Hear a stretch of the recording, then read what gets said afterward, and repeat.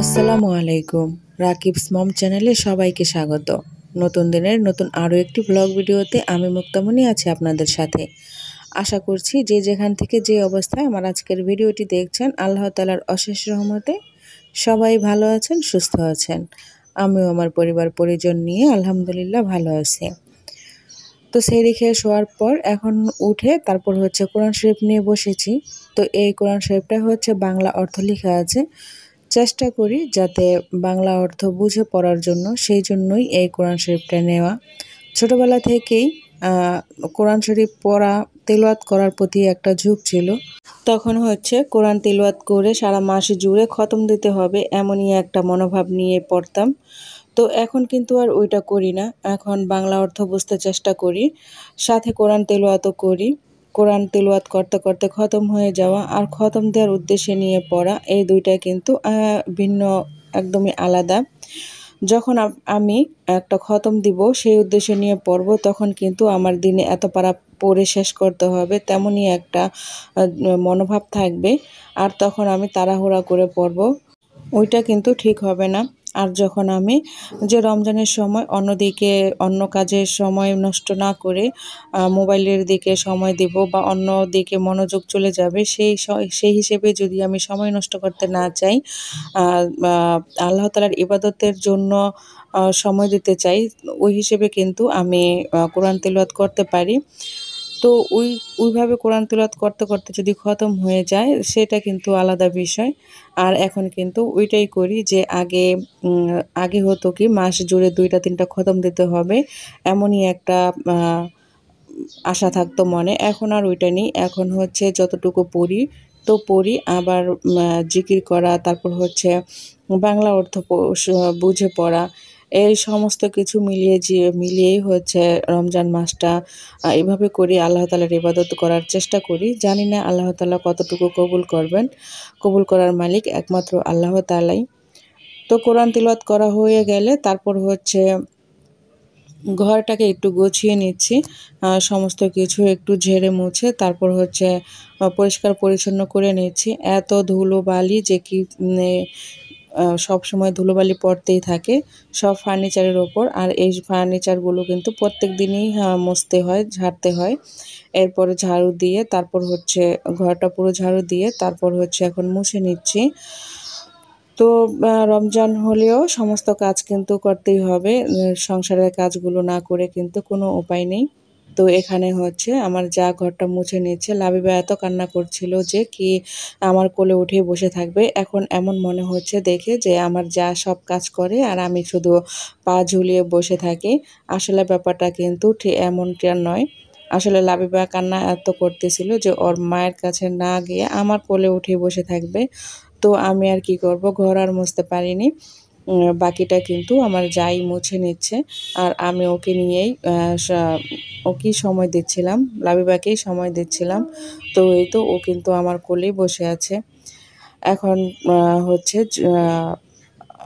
জোহরের নামাজ পড়ব। তো ঘর দুয়ার পরিষ্কার হয়ে গেলে তারপর গোসল করে নিয়েছি, আর এখন জোহরের নামাজটাও পড়ে নেব। আর নামাজ শেষে কিন্তু এখন একটু কোরআন তেলাওয়াতও করে নিচ্ছি। আসলে রমজান মাসে সময়টা অন্যদিকে অপচয় না করে আল্লাহ তাআলার ইবাদতের দিকে বেশি মনোযোগী হওয়ার চেষ্টা করি। তো হয়তোবা এটা সবাই করে। আর ইফতার তো সেই বিকেলে বানাবো, তো এই দুপুরটা সকাল থেকে এই দুপুর পর্যন্ত কিন্তু এভাবে করেই সময়টা ব্যয় করার চেষ্টা করি।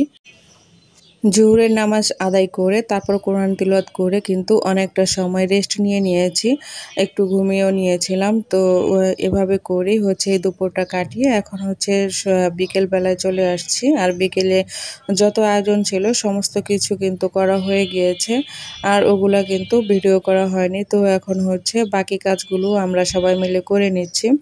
আজকে একটু লাচ্ছি করে নিয়েছিলাম, তো ঘরে নিজেরাই দই করে নিয়েছিলাম, দই ছিল ঘরে, তো ভাবলাম একটু লাচ্ছি করে নিই। তো এই লাচ্ছিটা করে তারপর এখন ঢেলে নিচ্ছি সব গ্লাসে। আর ইফতারের সময় অনেকটা ঘনিয়ে আসছে। আর আমরা তো সবসময়ই আপনারা জেনে থাকবেন যে আমরা সবাই একসাথে করি, ইফতার করি পরিবারের সবাই মিলে একসাথে। তো এভাবে করে একসাথে করে কে কারা কারা হচ্ছে ইফতার করেন চাইলে আমাকে কমেন্ট করে জানাতে পারেন। আর এখন কিন্তু ইফতারের একদম লাস্ট মুহূর্তে আমরা চলে আসছি, এখনই আজান পড়ে যাবে।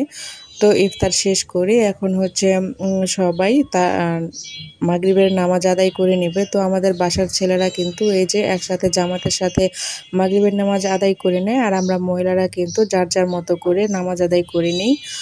তো আমার চ্যানেলের নিশ অনুযায়ী হচ্ছে আজকে আপনাদের সাথে একটি গলার নেক ডিজাইন শেয়ার করব, আর সেটাই কিন্তু এখন শুরু করে দিয়েছি। তো পুরো জামাটা কিন্তু কমপ্লিট করব না, জাস্ট শুধু একটা নেক ডিজাইন করে দেখাবো। তো সেই অনুযায়ী কিন্তু আমি আমার বডির মেজারমেন্ট নিয়ে তারপর হচ্ছে একটি কাপড়ের টুকরো নিয়ে নিয়েছি, আর এখানে কিন্তু আমি গলাটার ডিজাইন করে নিচ্ছি। তো মাঝখান থেকে একদম কাপড়ের যে মাঝখান থাকে, তো সেই মাঝখান থেকে হচ্ছে একটা ভাঁজ দিয়ে দুই দিকে দুইটা সেলাই দিয়ে দিয়েছি, এতে করে সুন্দর একটা ডিজাইন তৈরি হবে মাঝখানে। আর এখানে হচ্ছে গলাটা এখন কেটে নেব, তো সেই অনুযায়ী কিন্তু মাপ অনুযায়ী কেটে নিচ্ছি। আর এরপর হচ্ছে এখন আমি বর্ডারটা কেটে নিব গলা অনুযায়ী। আর এই বর্ডারটা হচ্ছে আমি 2.5 ইঞ্চি করে রেখে তারপর হচ্ছে কেটে নিব এভাবে করে। আর এটা কিন্তু ডাবল পাটে আছে এই কাপড়টি। তো আমার মোট চার টুকরো কাপড় লাগবে এই গলাটা করার জন্য। এখানে হচ্ছে দুই পাট করে দুইটা কাপড় নিয়ে নিব, 4 টুকরো কাপড় নিয়ে নেব আর কি। তো এখানে আমি 2.5 ইঞ্চি করে এভাবে করে রাউন্ড করে তারপর হচ্ছে এখানে একটু তেস্তা করে দিয়েছি। আর এই ডিজাইনটা কিন্তু বড়দের জন্য, বড়রাও তাদের কামিজে করতে পারবে, তাছাড়া ছোটদের ফ্রকে করলে কিন্তু এই ডিজাইনটি খুব সুন্দর লাগবে। এরপর হচ্ছে এখানে যেহেতু দুইটা কাপড় আছে, তো আমি দুইটাকে জয়েন করে তারপর হচ্ছে সেলাই দিয়ে দিচ্ছি। এরপর কিন্তু এটাকে উল্টে নেব। তো উল্টানোর জন্য এখানে হচ্ছে একটু কাট দিতে হবে, এতে করে উল্টানোর সময় খুব সহজভাবেই ভাঁজটা পড়ে যাবে। আর এই তো এখন উল্টিয়ে নেব, এভাবে কাট করে দিলে পুরো ভাঁজটা কিন্তু খুব সুন্দরভাবে উঠে আসে। আর এই মাথাটা বের করার জন্য আমি কেচির সাহায্য নিচ্ছি। আর এখানে হচ্ছে একটু ইস্ত্রি করে নিলে খুব ভালো হয়। করে হাত দিয়ে একটু বসিয়ে নিলাম। আর এখন হচ্ছে গলার মধ্যে এটা সেট করে দিব, এভাবে করে মাপ অনুযায়ী বসিয়ে তারপর হচ্ছে সেট করে দিলে এখানে একটা হচ্ছে সুন্দর একটা ডিজাইন ক্রিয়েট হবে। এই তো এভাবে করি, এটা হচ্ছে দেখেই বুঝতে পারবেন, যারা হচ্ছে নিজেরা কাজ জানেন তারা কিন্তু এটা দেখলেই এই করতে পারবেন। আর এটা কিন্তু খুবই সিম্পল, সহজভাবে করা যায়। আর এই সহজের মধ্যেই কিন্তু খুব সুন্দর একটা ডিজাইন ক্রিয়েট হয়।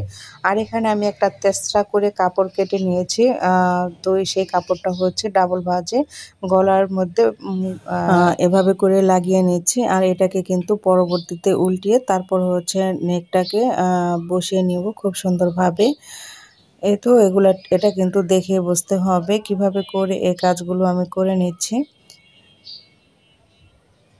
এখন হচ্ছে বাড়তি কাপড়টাও কেটে নেব, আর এরপর কিন্তু গলার মধ্যে আরেকটু কাট করে দিব, এতে করে গলাটা উল্টানোর সময় খুব ভালোভাবে বসে যাবে। আর এখন আমি বাকি কাপড়টা হচ্ছে উল্টে নিচ্ছি। এখানে যদি এভাবে করে দিই তাহলে কিন্তু আমার সামনের পাটটিতেও সেলাই পড়বে। আর আমি কিন্তু এটাই চাচ্ছিলাম, যারা হচ্ছে সামনের পাটটিতে সেলাই চান না তারা কিন্তু ওই উপরের যে লেয়ারটি আছে ওইটা ছেড়ে তারপর হচ্ছে সেলাই দিবেন, এতে করে উপরের কাপড়টিতে আর হচ্ছে সেলাই বসবে না।